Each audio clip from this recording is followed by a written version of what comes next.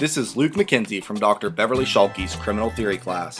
Today I'm going to be comparing and contrasting classical theories and modern theories and how the classical theories have been adapted. So first we need to talk about what classical theory is. Classical theory was the first rational theory of crime. Prior to classical theories, people thought crime was possessed by supernatural and demonic factors. Classical theory believes people are rational and consider the good and the bad of a situation before they actually do something.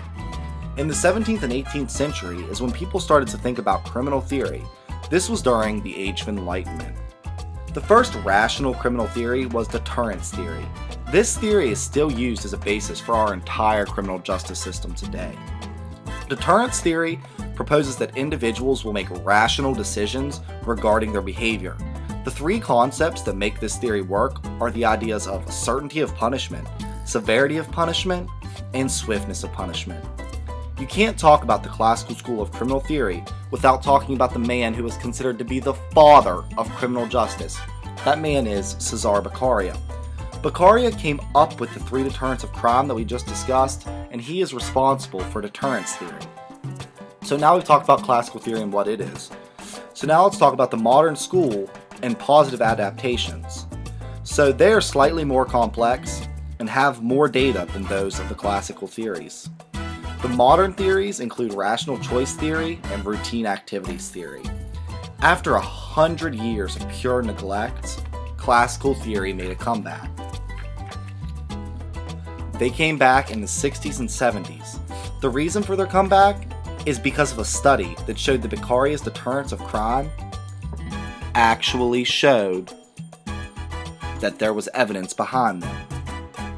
So rational choice theory builds on deterrence theory by saying that crime not only has formal sanctions, but it has informal ones as well.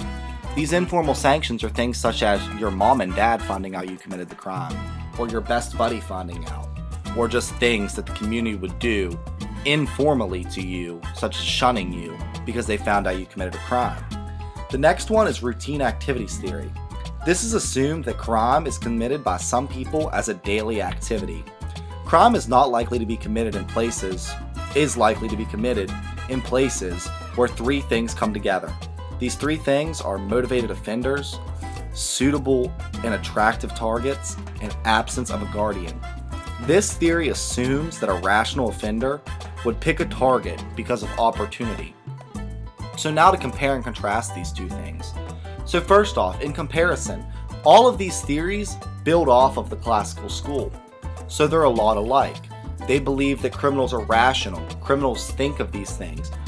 Rational choice theory completely builds off deterrence theory. It believes that people are thinking about the bad, what's going to happen if they commit this crime. Routine activities theory is doing the same thing. It's thinking, oh yes, I'm a rational person. I need to think about a crime before I commit it. And that is how these compare. In contrast, these modern theories actually have empirical data and other data to back them up. So they're not all based on just theoretical things. They've got empirical data and they have something to back them up. However, they do still build off the classical school though.